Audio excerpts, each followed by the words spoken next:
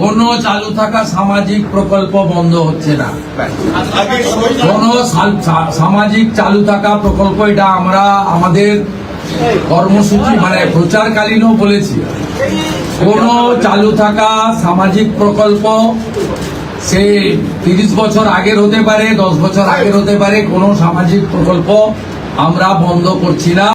নমস্কার সুধী সম্মানীয় কৃষক বন্ধু ভাইরা, অবশেষে কৃষক বন্ধুর মেগা ভেরিফিকেশন কিন্তু শুরু হয়ে গেল এবং মেগা ভেরিফিকেশন শুরু হয়ে যাওয়ার সঙ্গে সঙ্গেই সমস্ত পেন্ডিং কৃষক যারা টাকা পাওয়ার জন্য অপেক্ষা করছেন, যাদের ইতিমধ্যেই অনেকেরই স্ট্যাটাসের পরিবর্তন হয়েছে, আপনাদের সকলকে জানিয়ে রাখি আপনাদের অ্যাকাউন্টে টাকা কিন্তু খুব শীঘ্রই ঢুকতে চলেছে।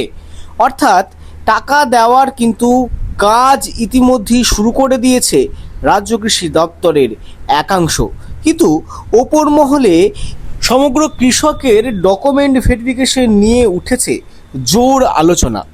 ভুয়ো কৃষকদের শনাক্তকরণ, স্বচ্ছ প্রকল্পের ভাতা প্রদান এবং সরকারি প্রকল্প ভাতা নিয়ন্ত্রণ, এই সব কিছু কথাকে মাথায় রেখে শুভেন্দু অধিকারী কাদের কাদের এই টাকা পাওয়ার জন্য এলিজিবল করছেন তা আজকের এই ভিডিওতে আপনাদেরকে পরপর দেখিয়ে দেবো।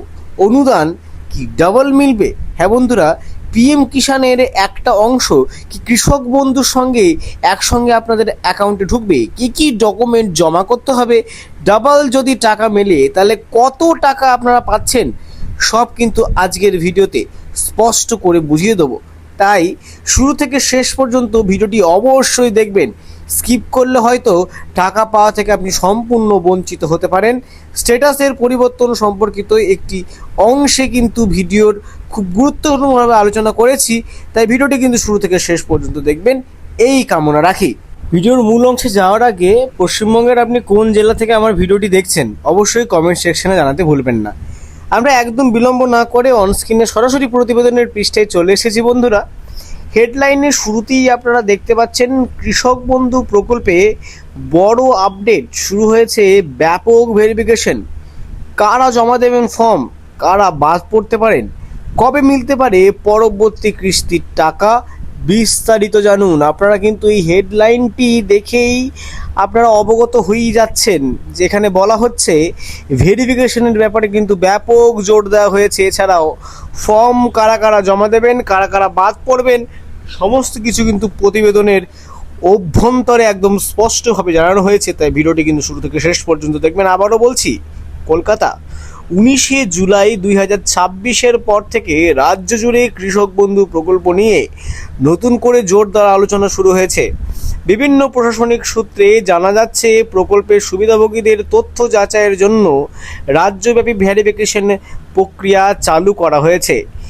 এই যাচাই অভিযানে পুরনো তালিকার বহু নাম পরীক্ষা করা হচ্ছে এবং বিভিন্ন মহলে দাবি করা হচ্ছে প্রায় 30 লক্ষ নাম পুনরায় যাচাইয়ের আয়ত্তায় এসেছে। তবে সবচেয়ে গুরুত্বপূর্ণ বিষয় হলো সরকারিভাবে কোথাও কৃষক বন্ধু প্রকল্প বন্ধ করার কিন্তু ঘোষণা হয়নি বন্ধুরা। আপনাদের মনে যে আশঙ্কা কৃষক বন্ধু প্রকল্প কি বন্ধ হয়ে যেতে চলেছে, আপনারা কিন্তু দেখলেন যে ভিডিওর শুরুতেই মুখ্যমন্ত্রী শুভেন্দু অধিকারী বলছেন যে কোনো চালু থাকা সরকারি প্রকল্প কিন্তু বা সামাজিক প্রকল্প কিন্তু বন্ধ হচ্ছে না, বরং প্রকৃত কৃষকদের চিহ্নিত করতে প্রকল্পকে আরও স্বচ্ছ ও নির্ভুলভাবে পরিচালনা করাই এই উদ্যোগের মূল উদ্দেশ্য বলে প্রশাসনিক মহলের দাবি। অর্থাৎ আপনারা বুঝতে পারছেন গোটা বিষয়টা স্বচ্ছভাবে করার জন্য এবং স্বচ্ছভাবে টাকা প্রদান করার জন্যেই কিন্তু এই উদ্যোগ নিয়েছে সরাসরি রাজ্য কৃষি দপ্তর সমেত মুখ্যমন্ত্রী শুভেন্দু অধিকারী। আমরা প্রতিবেদনের পরবর্তী পৃষ্ঠায় চলে যাচ্ছি, বিস্তারিত আর কি বলছে দেখুন।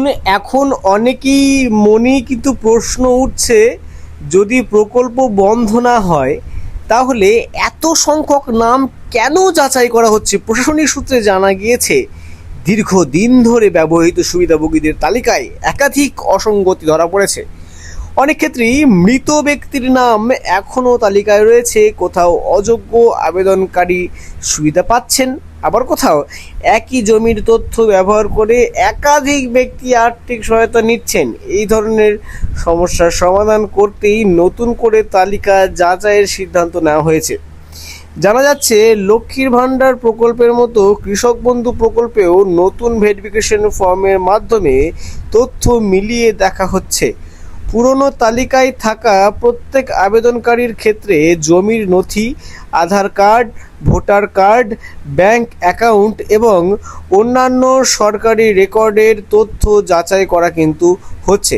কোথাও জমির নথিতে থাকা নাম আবার আধার কার্ডের নাম এক নয়, কোথাও বানানগত ভুল রয়েছে, আবার কোথাও জমির মালিক ও আবেদনকারী তথ্য আলাদা। এই ধরনের অসঙ্গতি থাকলে আবেদনের নাম যাচাইয়ের পর তালিকা থেকে কিন্তু বাদ পড়ার সম্ভাবনা রয়েছে। এখন তবে সব সুবিধাভোগীকে নতুন করে ফর্ম জমা দিতে হবে এমন কোথাও কিন্তু সরকারি নির্দেশ কিন্তু দেওয়া হয়নি। সমস্ত কৃষককেই কিন্তু ফর্ম জমা দিতে হবে এমন কোনো নির্দেশ নেই। প্রশাসনিক সূত্রে দাবি করা হয়েছে, যাদের নাম ভেরিফিকেশন তালিকায় রয়েছে তাদের কাছে সংশ্লিষ্ট দপ্তর থেকে নোটিশ পৌঁছেছে। মূলত তাদেরই নির্ধারিত সময়ের মধ্যে ফর্ম পূরণ করে কৃষি দপ্তর, ব্লক কৃষি অফিস, পঞ্চায়েত অফিসে জমা করতে হবে বলে কিন্তু জানা যাচ্ছে। যাদের নামে কোনো নোটিশ আসেনি তাদের ক্ষেত্রে আপাতত নতুন আবেদন করার প্রয়োজন নেই বলেই জানা যাচ্ছে। একই সঙ্গে কেন্দ্রীয় সরকারের পিএম কিষাণ প্রকল্পেও নথিপত্র যাচাইয়ের কাজ জোরদার করা হয়েছে। বিভিন্ন জায়গায় নতুন আবেদনকারী তথ্য খতিয়ে দেখা হচ্ছে এবং যাদের সমস্ত নথি সঠিক থাকবে তাদের নাম অনুমোদনের জন্য পাঠানো হতে পারে। প্রশাসনের দাবি, ভবিষ্যতে ভুয়ো আবেদন বা ভুল তথ্যের ভিত্তিতে আর্থিক সুবিধা গ্রহণের সুযোগ বন্ধ করতেই এই কঠোর পদক্ষেপ নেওয়া হয়েছে। এদিকে ভেরিফিকেশনের সময় বিশেষভাবে পরীক্ষা করা হচ্ছে অ্যাকাউন্টের সাথে আধারের সংযুক্ত আছে কিনা, ডিবিটি পরিষেবা সক্রিয় আছে কিনা এবং কেওয়াইসি সম্পূর্ণ আছে কিনা। কারণ এই তিনটি বিষয়ের কোনো একটিতে সমস্যা থাকলে ভবিষ্যতে কৃষক বন্ধুর টাকা ব্যাংক অ্যাকাউন্টে পৌঁছাতে দেরি হতে পারে। তাই সংশ্লিষ্ট কৃষকদের আগেভাগেই ব্যাংকে গিয়ে সমস্ত তথ্য মিলিয়ে নেওয়ার পরামর্শ দেওয়া হচ্ছে। সবচেয়ে বড় প্রশ্ন হলো, কৃষক বন্ধুর পরবর্তী কিস্তির টাকা কবে আসতে পারে। বিভিন্ন সূত্রে জানা যাচ্ছে, চলমান ভেরিফিকেশন প্রক্রিয়া সম্পূর্ণ হওয়ার পরই নতুন কিস্তির অর্থ ছাড়ার কাজ কিন্তু শুরু হতে পারে। যদিও এখনও পর্যন্ত সরকারিভাবে কোনো নির্দিষ্ট তারিখ ঘোষণা করা হয়নি, ফলে সামাজিক মাধ্যম ছড়িয়ে পড়া সম্ভাব্য তারিখ বা গুজবকে সরকারি ঘোষণা হিসাবে ধরে নেওয়া কিন্তু উচিত নয়। প্রতিবেদনের লাস্ট পৃষ্ঠে আমরা চলে যাচ্ছি বন্ধুরা। দেখুন, প্রশাসনিক মহলের মতে এই ভেরিফিকেশনের অর্থাৎ মূল লক্ষ্য প্রকৃত কৃষক এবং যোগ্য কৃষকদের তালিকা প্রস্তুত করা, ভুয়ো অযোগ্য আবেদন বাতিল করা এবং সরকারি আর্থিক সহায়তা যাতে শুধুমাত্র প্রকৃত সুবিধাভোগীদের হাতেই পৌঁছায় তা নিশ্চিত করা। তাই যাদের কাছে ভেরিফিকেশনের নোটিশ পৌঁছেছে তাদের নির্ধারিত সময়ের মধ্যে প্রয়োজনীয় নথিপত্র জমা দিয়ে তথ্য যাচাই সম্পূর্ণ করার পরামর্শ দেওয়া হয়েছে। আগামী দিনে সরকারিভাবে নতুন নির্দেশিকা বা কিস্তি প্রদানের তারিখ ঘোষণা হলে সেই অনুযায়ী পরবর্তী পদক্ষেপ গ্রহণ করা হবে। তো এই ছিল আজকের ভিডিওটি ভালো লাগলে অবশ্যই লাইক করুন, বেশি বেশি করে শেয়ার করুন। পরবর্তীতে কৃষি সহায়তামূলক যে কোনো প্রকল্পের আপডেট সবার আগে পাওয়ার জন্য ধ্রুব টক ইউটিউব চ্যানেলটিকে অবশ্যই সাবস্ক্রাইব করুন। ততদিন পর্যন্ত ভালো থাকুন, সুস্থ থাকুন, নমস্কার।